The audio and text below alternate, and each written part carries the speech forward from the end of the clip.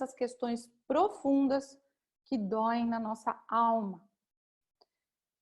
Outra questão profunda que eu tenho visto, né, nos meus atendimentos individuais é uma questão sistêmica que eu não imaginei que fosse sair tanto, mas tem saído demais, é a rigidez. E a rigidez no sentido de tratar as outras pessoas da família com bastante violência.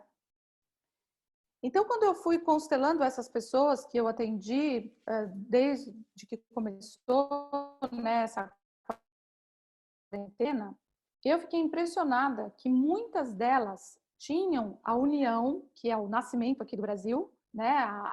A economia do Brasil está baseada nessa escravidão, né? E os senhores de engenho, os donos de fazenda, os africanos, os indígenas, que também foram de alguma forma escravizados. Então, eu constelei, por exemplo, várias pessoas, mas uma das pessoas que ficou bem impressionante isso, ela falava assim, o meu pai é extremamente rígido, meu pai, ele escraviza a gente, ele põe a gente para trabalhar de um jeito, e todos adultos, e nós não conseguimos fazer o movimento de sair de casa.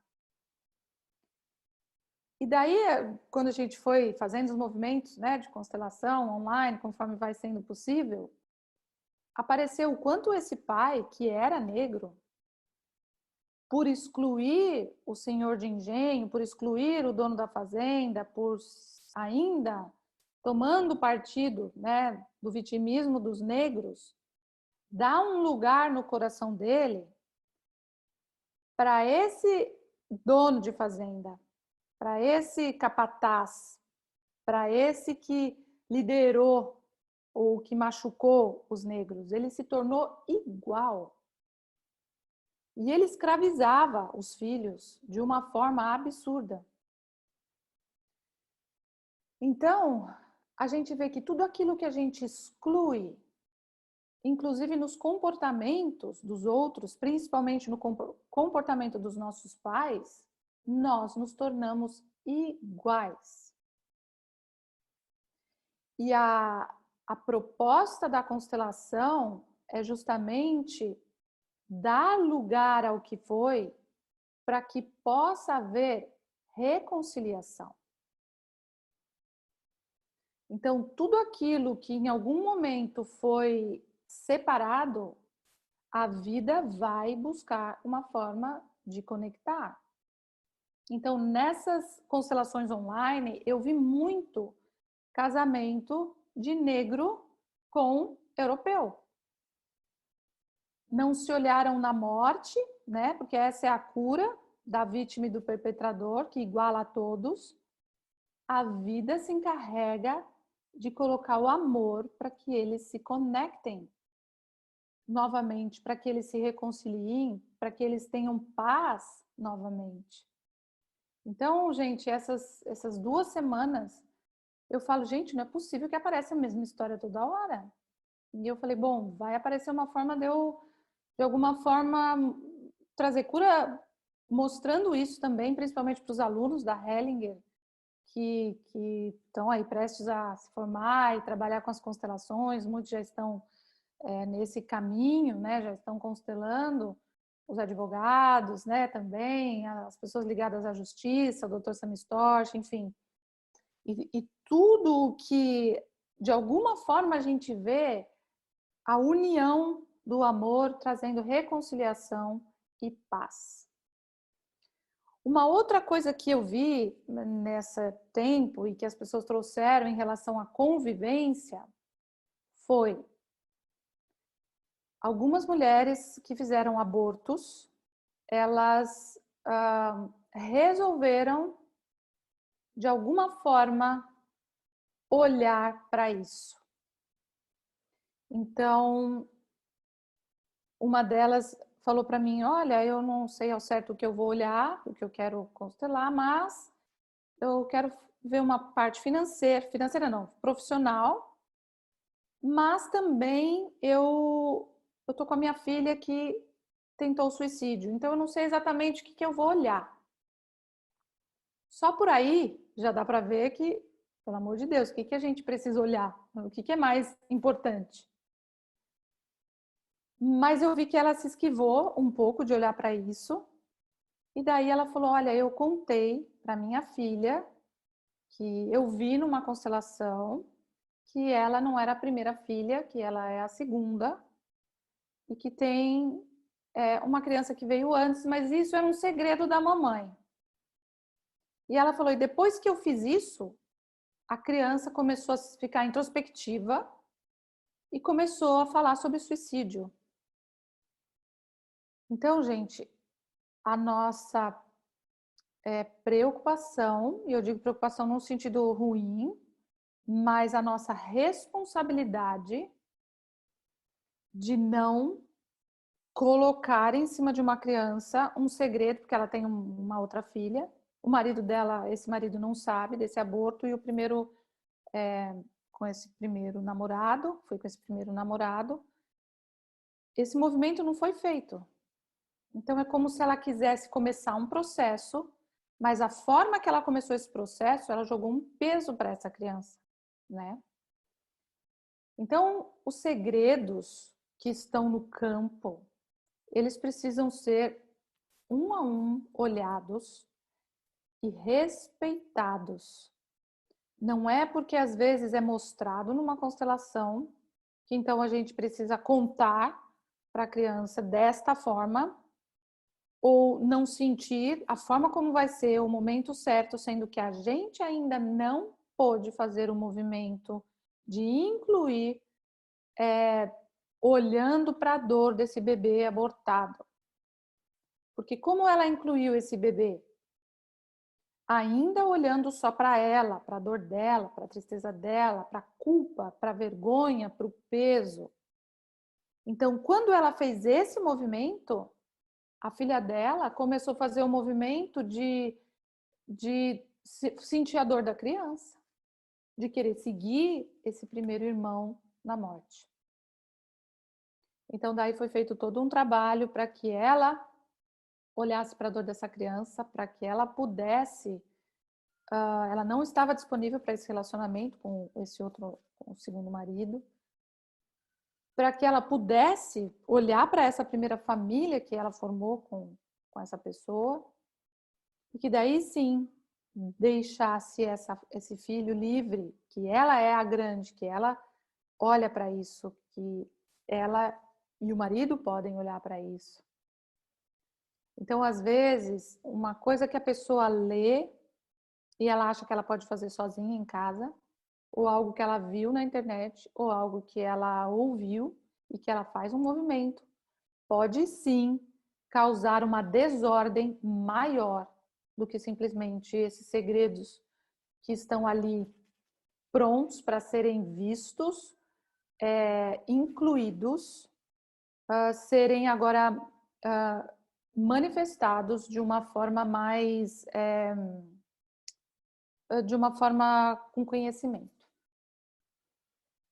Quer falar alguma coisa, Carla? Estou vendo que você está. Ou posso continuar? Eu acho que eu não estou te ouvindo. Desculpa. Temos algumas perguntas aqui já, mas se você quiser eu faço agora, senão esperamos mais, né? Temos mais um tempinho, temos mais 20 minutos aí de exposição.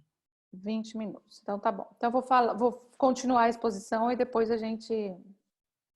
Ok. Uma outra coisa que eu tenho visto, gente, que é impressionante, é tudo aquilo que às vezes um filho vê da briga dos pais e ele entra nesse triângulo amoroso. Então a gente, quando é criança, a gente faz esse movimento, né, de entrar nessa relação dos nossos pais como uma forma de manter esse casamento saudável, né? Então a gente sabe sobre isso do abuso sexual, né, do incesto e de tudo o que isso acarreta. As brigas que a gente não queria, que a gente queria resolver e não conseguiu resolver, a gente, de alguma forma agora, desconta no cônjuge, na mulher ou no homem. Então, a raiva que a mãe, por exemplo, sente do pai, vem com um sentimento potencializado. Eu tomo partido da minha mãe e daí eu descarrego toda essa raiva e crio o mesmo cenário que existia na família, na minha família, eu crio o mesmo cenário no meu casamento. E daí eu coloco toda essa raiva em cima do meu marido, em cima da minha mulher. E não vou, né, para os sentimentos primários, que tem a ver com a dor, que tem a ver com o amor, que tem a ver com realmente olhar para as questões mais importantes que eu comecei até a falar no começo aqui dessa live, que é essa dualidade que a gente vive, da boa consciência e da má consciência. Então, para existir um passo além da crise, para existir uma solução diferente. Então, por exemplo, minha mãe foi traída, o meu pai foi embora de casa. Para que haja um cenário diferente, primeiro precisa existir um movimento interno de ser pequeno perante tudo isso. Assim como hoje nós nos sentimos pequenos perante o que está acontecendo, nós temos que aprender a nos colocar pequenos ainda perante o governo que está falando para a gente não sair de casa. Ah, mas o governo está certo, o governo está errado, em outro país fizeram de um jeito. Ainda somos pequenos. E quando a gente se coloca pequeno, sem tomar partido da mãe ou do pai, a gente pode resolver as nossas brigas ou as nossas, o nosso limite do amor e da aproximação.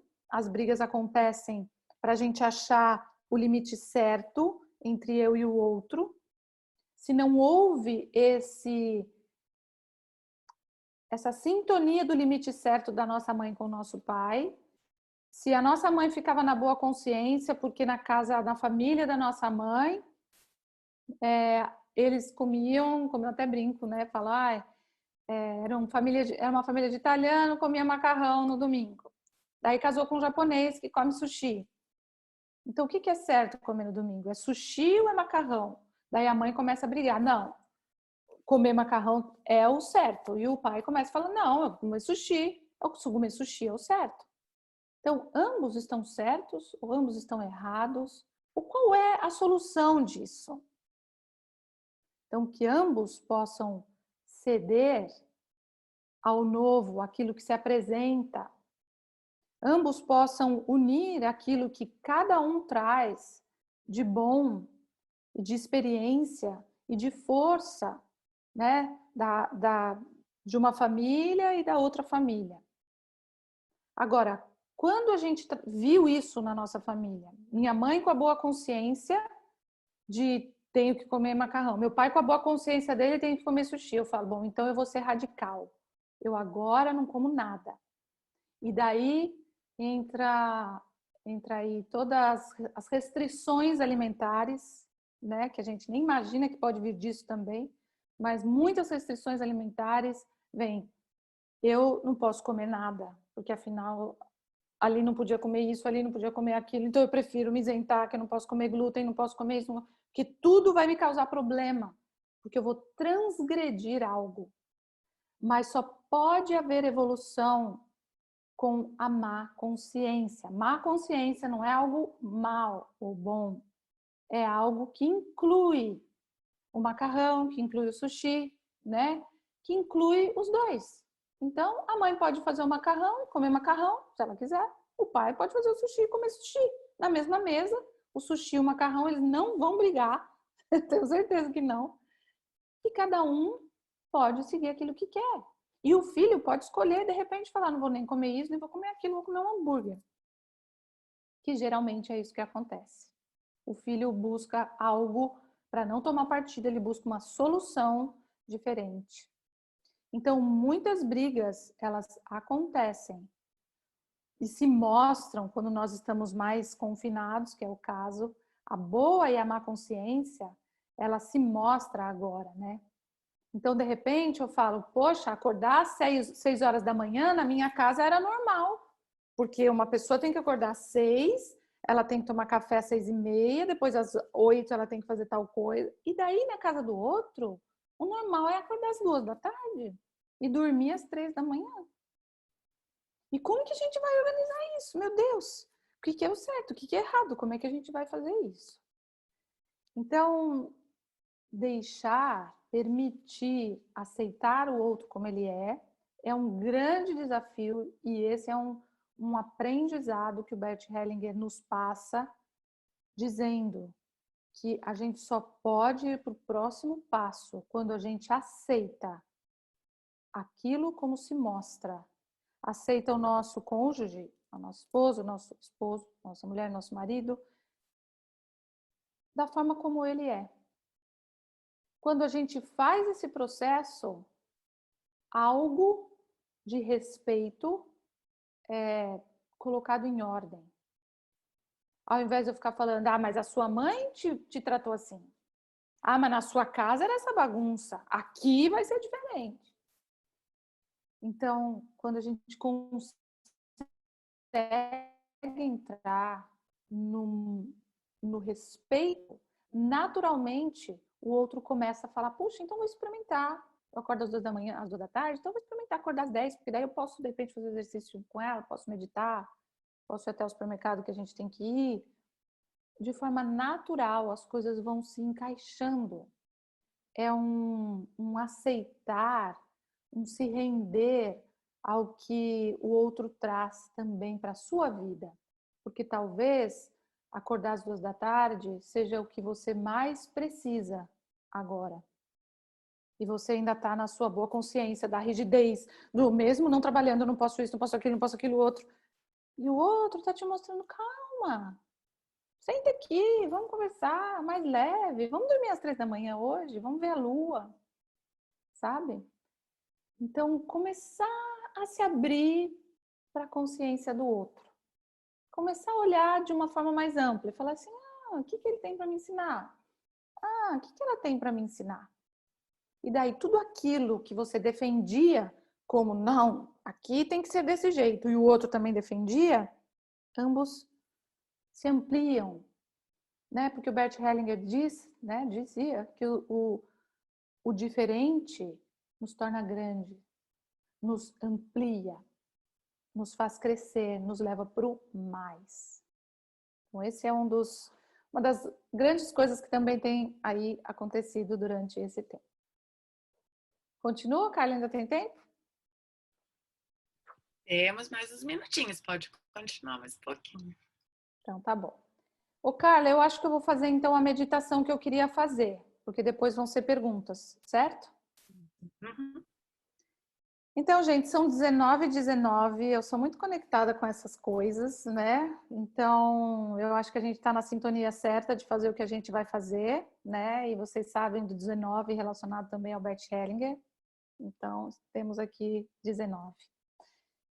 Tem uma meditação do próprio Bert que eu quero fazer com vocês, que vocês podem dizer, mas eu não tenho amor interrompido em relação à minha mãe, eu já olhei para isso 500 vezes, Simone, não fale mais de amor interrompido em relação à minha mãe, tá tudo certo.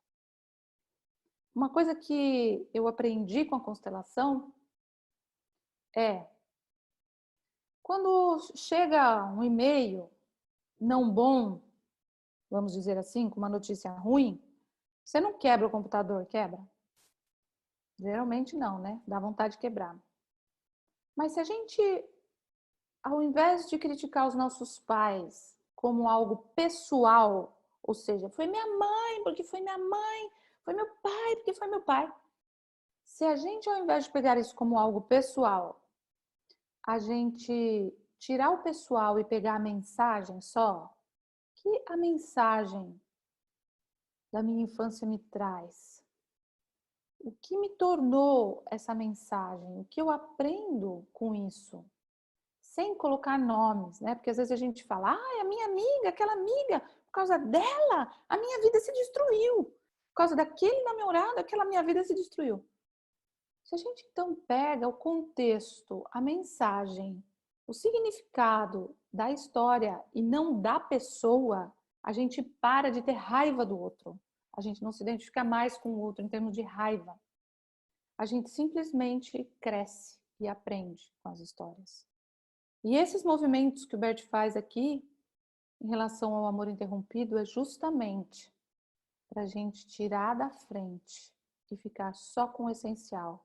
Tirar da frente a nossa mãe, aquela imagem interna da nossa mãe, de que por causa dela, não tem nada a ver com ela. Não é sobre a pessoa, é sobre aquilo que eu preciso aprender sobre o amor, certo? Então vamos lá. Então fechem os olhos e a gente vai então se movimentar em relação a algo que talvez ainda seja doloroso para você em relação à sua mãe. E amor interrompido se manifesta de muitas formas. Se manifesta às vezes na síndrome do pânico, na depressão, no desespero. O não saber para onde ir, para onde tomar a decisão, não se sentir forte o suficiente para ficar sozinho. Então o Bert fala assim: vamos à nossa infância, para muito atrás, para uma situação como a que acabo de compartilhar. Para uma situação quando quisemos estar com a mamãe ou com o papai e eles não estiveram presentes. Refiro-me àquele momento quando de imediato nos sentimos abandonados. O que ocorreu nesse momento em nossa alma?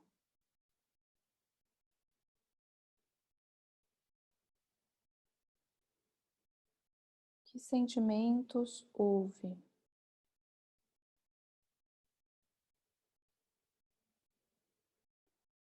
Houve raiva? Talvez. Houve desespero? Em seguida, tornou-se necessário o ato de desconectar-se, porque a situação era insuportável e a decisão interna era a seguinte: eu me retiro, já que ninguém está realmente disponível para mim. Eu me encontro sozinho, parado sobre meus pés. E quando a mãe voltava a apresentar-se, permanecíamos retraídos.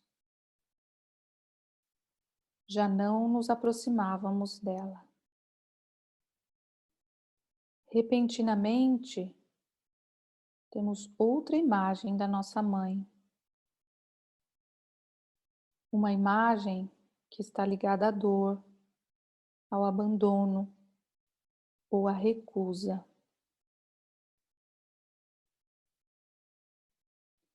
Essa imagem é a que então nos acompanha uma vida inteira. Aqui começa o movimento para o menos em tudo o que fazemos.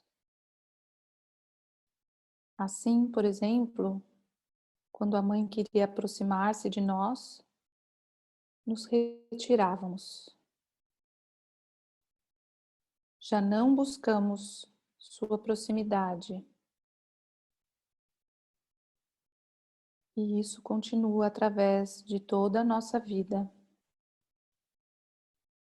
Uma e outra vez, quando outros estiveram abertos a nós com amor, tínhamos medo e nos fechávamos. Fechávamos o nosso coração. Em vez de nos aproximar, nos retirávamos. Isso segue ocorrendo posteriormente, em todos os sentidos. Por exemplo, na relação de casal. Em vez de nos aproximar, nos afastamos. Quando o outro se aproxima, nos retraímos. Tudo é um movimento para o menos. Agora se trata de inverter este movimento e de olhar como solucionar esse trauma. E isso somente se consegue ali, onde tudo começou, com a mãe. Quantas imagens você tem da sua mãe? A cura e o movimento para o mais começa com uma grande mudança nessas imagens. E para aí os levo agora. Ajudo vocês a mudar essas imagens e substituí-las por imagens bonitas. Movimento de regresso. Regressamos ao tempo em que aconteceu o trauma.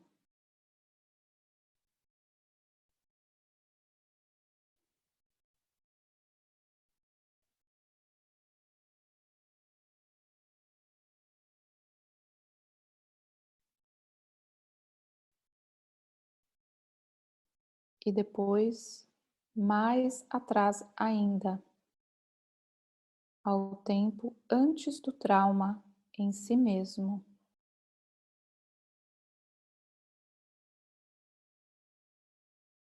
Voltamos a outras experiências que tivemos com nossa mãe.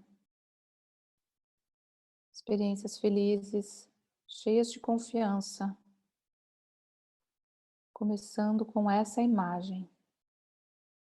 Nós, junto a seu peito, sustentados por ela, nutridos por ela, com o olhar em seus olhos, cheios de amor.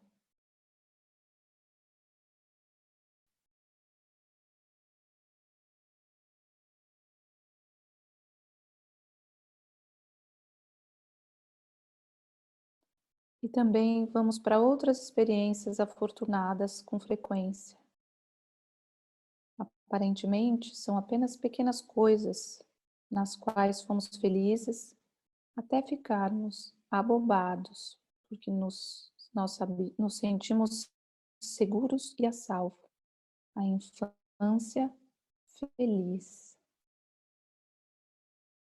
Olhe agora para a sua infância feliz.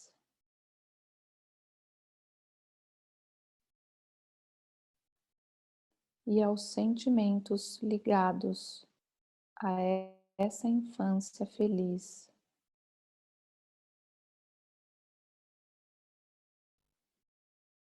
Nos sentindo conectados com a mãe, sempre próxima de nós,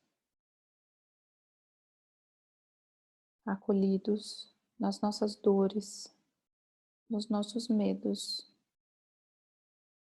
sustentados por ela em todos os sentidos.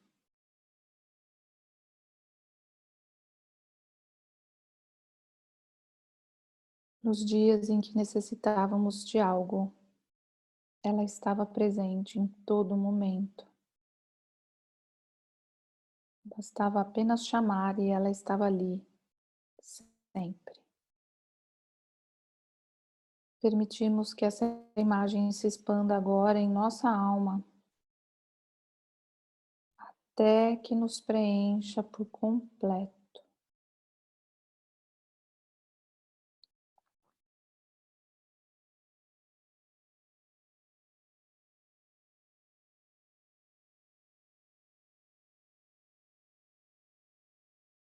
Com essa imagem no coração, olhamos para nossa mãe depois do trauma.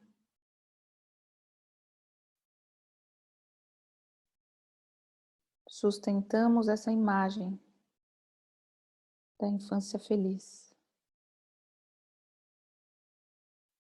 Deixamos que essa imagem da infância feliz ganhe espaço por cima da outra imagem, ganhe um espaço amplo.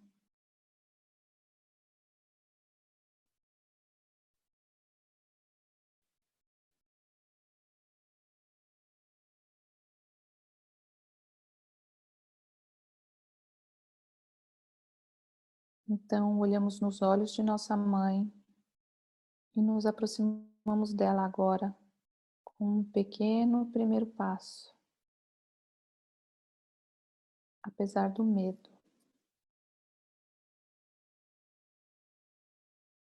Tomamos uma nova decisão por cima da decisão antiga.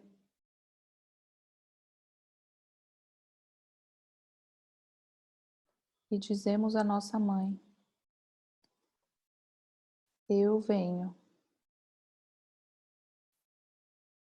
Eu venho de volta.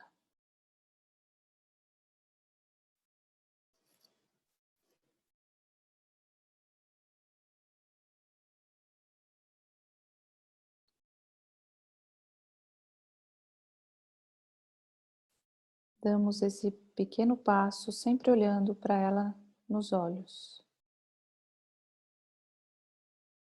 Então, apesar da dor de antes, damos o passinho seguinte.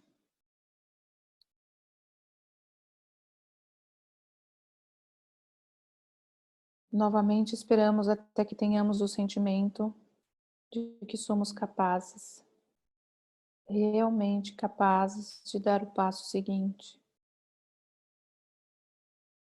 trazendo à memória as outras experiências felizes. Assim, seguimos lentamente, centrados, passo a passo, até que nos fundimos em seus braços e nos fundimos felizes.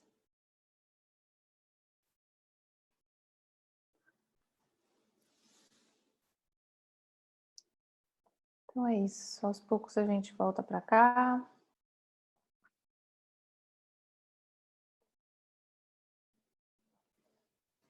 E sabemos que esse passo e essa decisão é uma decisão interna e é uma decisão que ela pode ser tomada sempre a qualquer momento. E essa é a melhor e maior decisão que a gente pode ter. Então é isso. É isso, Inácio, é isso, Carla.